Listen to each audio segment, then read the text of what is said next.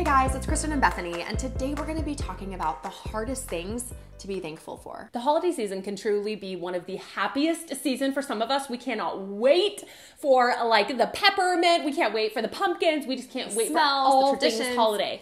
And then others of us are dreading it. And we feel like the holiday season brings hardship, brings hard memories, brings difficulties, and we dread it and we just can't wait. We're like, give me January. I don't want anything to do with the holidays. I just want to crawl up in, my bed and just hide until it's all over. And we get it. And we know that it can just be a really hard time for some of us. And so we just hope in today's vlog that we can really just encourage you, offer you some hope, and really just maybe help this holiday season to not be so difficult. Instead of allowing your circumstances to dictate your holiday season, we want you to be intentional to choose joy. We want you to be intentional to choose gratitude, even though it's hard. As we're in the midst of this holiday season, and maybe you're up against some things that are really challenging, and you're like, this is so hard. I don't have anything to be grateful for. Well, we know that it can be so hard, and we've had hard holidays too, but there is something so intentional about cultivating gratitude, even in the midst of hard circumstances, even if your circumstances don't change.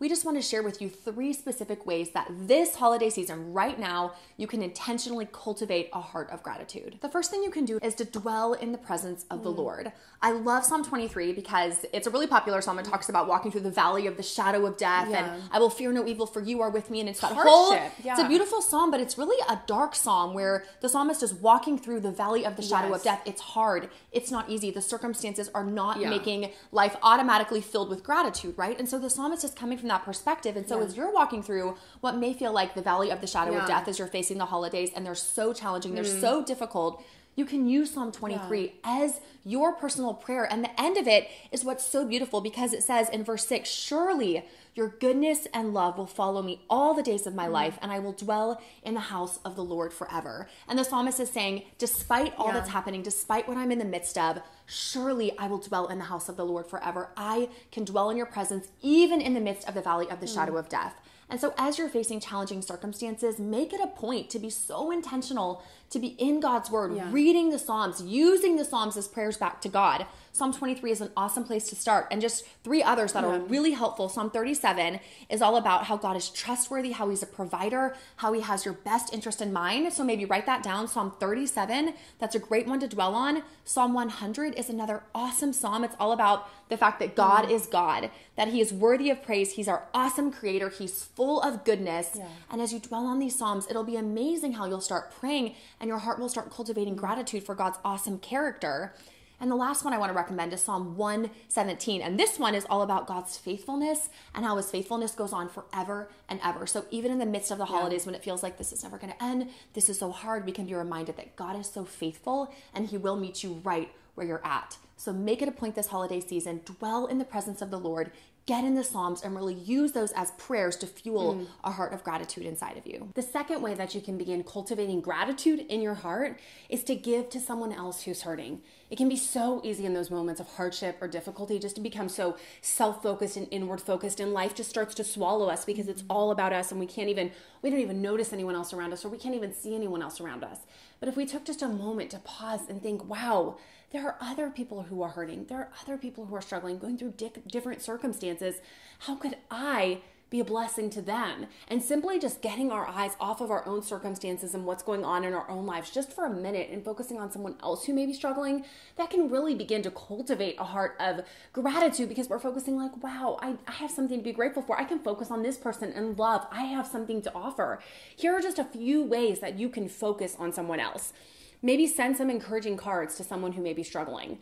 So you can think of, okay, do I know someone? They don't even have to be local. Maybe it's a lonely, a grandma or a grandpa, or an elderly person, maybe a widow or a widower. You could send them a verse just saying, hey, I was thinking about you. I hope you're doing well.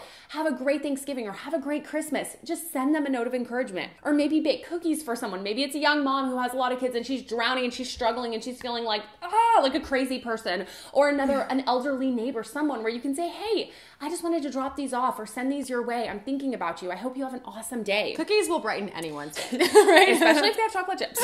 Ooh, yes. The last idea, and you may have your own ideas. These are just to get things turning, but maybe invite a friend to dinner or coffee and just say, hey, how are you doing? What's going on in your life? take some time to stop talking and sharing about your own circumstances and to stop thinking about them and just say, hey, I want to enter into this person's world. I want to see how they're doing. I want to see if I can just offer an encouraging word to them.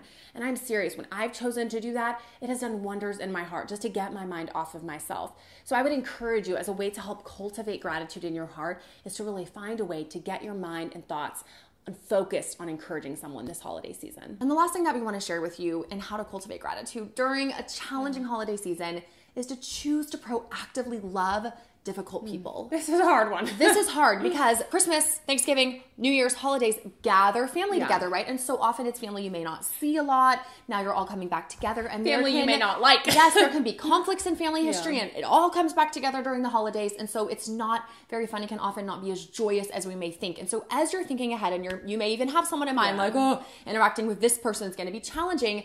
Be proactive now to not think like, how can I avoid them? How can I escape them?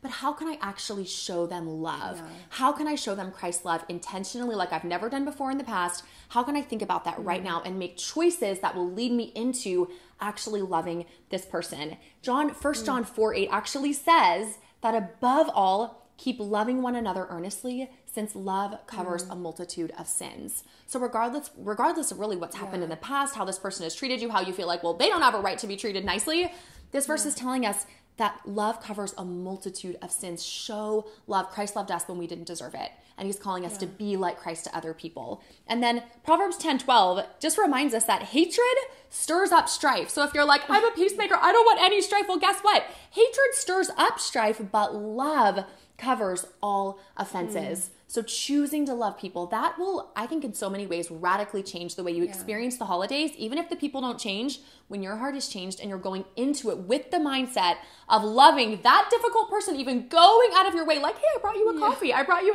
here's a small gift, like loving them. It will be amazing how your heart difference going into the holidays will be so much more joy-filled and filled with gratitude as you're focusing on loving others. We know what we've shared may not be easy to hear, but we would encourage you, go back. Those verses that we referenced, go back and read them for yourself. Go back and see, what does God say about gratitude? What does he say about thankfulness?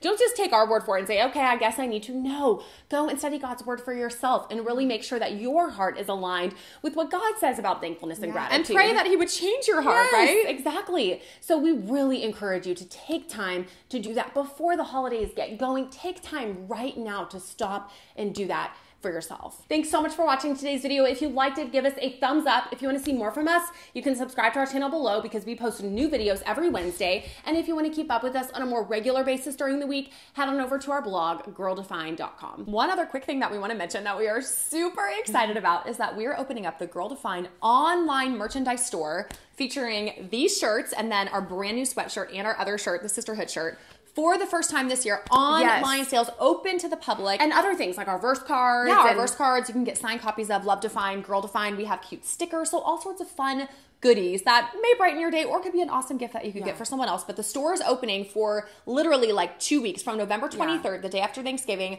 until December 9th. That's it. Once it's open, it's open. Once the stuff is gone, it's gone. We're taking it down December 9th. So just keep an eye out for that. Check out girldefine.com and you can find all the details about the Girl Define merch. We know this, oh, 3, 2, 1. You know why? It's because we need some ice cream. Here, and today we're going to be talking about... Wow. Because you were like this, you were looking up, like giving a speech from your notes. Like you did it 3 times. I was like, she's like reading her notes. And if you are thankful and you're feeling overly thankful and you're like, I just feel thankful, gratitude, then bring that thankfulness over to the Girl Define Patreon channel, which is where our patrons are and where they support us and keep the channel going. Which we are so thankful for. Which we are so thankful for. And we just want to spread the thankfulness and spread your thankfulness our way. But seriously, link arms with us because this channel could not be sustained, could not go on without you. We really are a sisterhood, a family in this. And it's just simply $1, $2, $3 per video. You can get all of the details over at patreon.com/girldefine. Click the link below if you want to spread your thankfulness our way.